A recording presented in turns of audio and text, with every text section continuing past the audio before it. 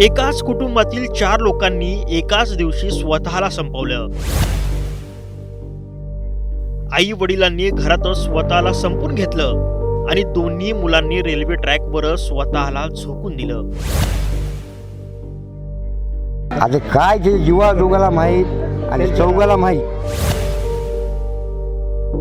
या घटनेनं अख्खा नांदेड हादरलाय. नैराश्यातून या कुटुंबानं स्वतःला संपवण्याचा प्राथमिक अंदाज आहे, पण तरीही यांच्या मृत्यूचं गूढ कायम आहे. खरंच या कुटुंबानं परिस्थितीसमोर गुडघे टेकले की हे प्री प्लॅन मर्डर आहेत, असंही तर्क या निमित्ताने लगावले जात आहेत. हे तर्क का लावले जात आहेत यासाठी हा व्हिडिओ शेवटपर्यंत पहा आणि न्यूज 18 लोकमतला सबस्क्राईब करायला विसरू नका.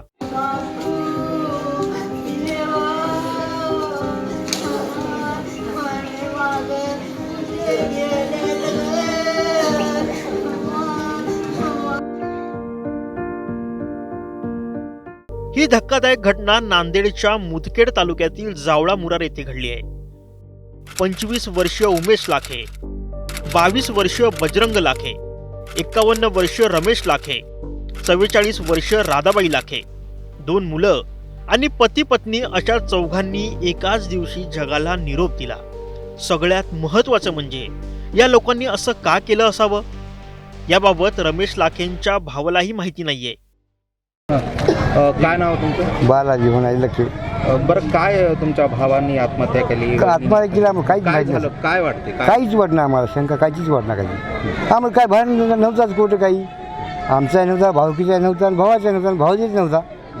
प्रत्येक कोण्या गोष्टीचा त्याला आम्ही नेऊन दवाखान्यात होता केली. एक बार वालचं ऑपरेशन झालं. आम्ही स्वतः पट्टी करून चौघानं स्वतः केलं आम्ही त्याला. ते काय म्हणणार त्याचे पैसे मागा नाही, कोणी काहीच नाही. आजची 20 वर्षी गोष्ट होईल.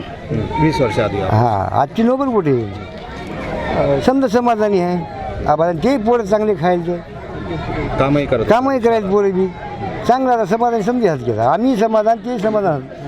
कोणतं शेक नाही कोणावर. पुरा त्यांना काही शेती वगैरे? शेती आहे हो, शेती आम्हाला वाटणी आमच्या भिडून हात घे. भावाच्या भावाच्या 4 शेती आहे आम्हाला काही नाही म्हणत. कर्ज वगैरे काही? बँक वगैरे? बँकेचं असेल साहेब, बँकेचं थोडं असेल कर्ज. बँकेचं असेल, बँकेचं आपण कसं. हां, बरं, आर्थिक परिस्थितीमुळे झालं असं वाटतं? आता काय ते जीवा दोघाला माहीत आणि चौघाला माहीत. त्यात पोलीस तपासातून समोर. हो. लाखे कुटुंबातील दोन्ही लेकांपैकी एक मुलगा मनसेचा कार्यकर्ता होता. तो गावातील सामाजिक प्रश्न कायम सोडवायचा, लोकांच्या अडचणी दूर करण्यासाठी धावून जायचा. पण त्यानेच परिस्थितीसमोर कशी हार मानली हा प्रश्न गावकऱ्यांना हादरवतोय. लाखे कुटुंबाची आर्थिक परिस्थिती हालाकीची होती. रमेश लाखे यांचं 20 वर्षांपूर्वी हृदयाचं ऑपरेशन झालं होतं. त्यांचं शरीर त्यांना साथ देत नव्हतं. या कुटुंबाचं छोटंसं घर आहे, गावात जमीनही आहे. जमिनीत विशेष काही पिकत नाही. आर्थिक परिस्थिती आणि गरिबीची झळ यामुळे या कुटुंबानं असं टोकाचं पाऊल उचललं असावं असा प्राथमिक अंदाज आहे. पण पोलिसांकडून या प्रकरणाची सखोल चौकशी सुरू आहे. सर, काय घटना घडली? आपण व्हिजिट दिलेली आहे. प्राथमिक काय अंदाज आहे, कशामुळे एकाच कुटुंबाने आत्महत्या केली सर? एक रमेश सोनबाजी लखे, रमेश लखे सावंत, एक त्यांची फॅमिली होता ज्यामध्ये की नवरा बायको आहे आणि तसेच 2 त्यांचे ॲडल्ट सन होता. 20, 25, 30 असा वय आहे दोन्हीच्या. असा 4 फॅमिली मेंबर्स, ज्यामध्ये पेरेंट्स 2 आणि 2 मुलगा त्यांचे. असा इथे डेड बॉडी सापडलेली आहे. जे घर आहे त्यामध्ये आई वडीलच्या आणि तसेच रेल्वे ट्रॅकवर त्यांचे दोन्ही मुलगाच्या बॉडी आज सापडलेला आहे.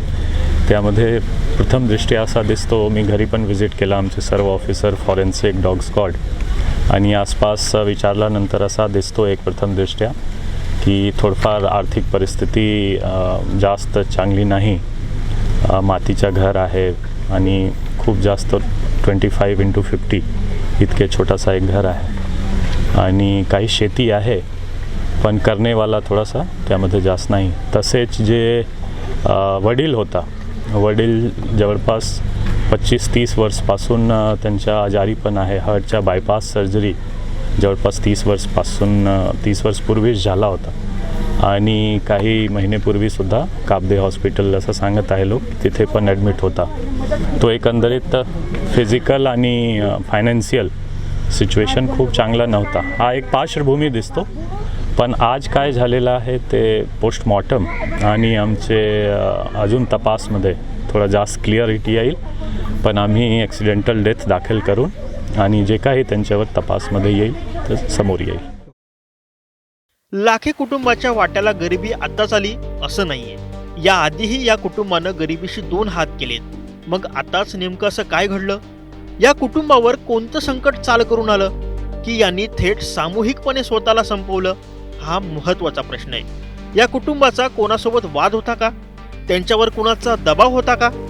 याही अँगलने पोलीस तपास करताय की मग याही कुटुंबाचं एखाद्या सावकाराने जगणं मुश्किल केलं होतं?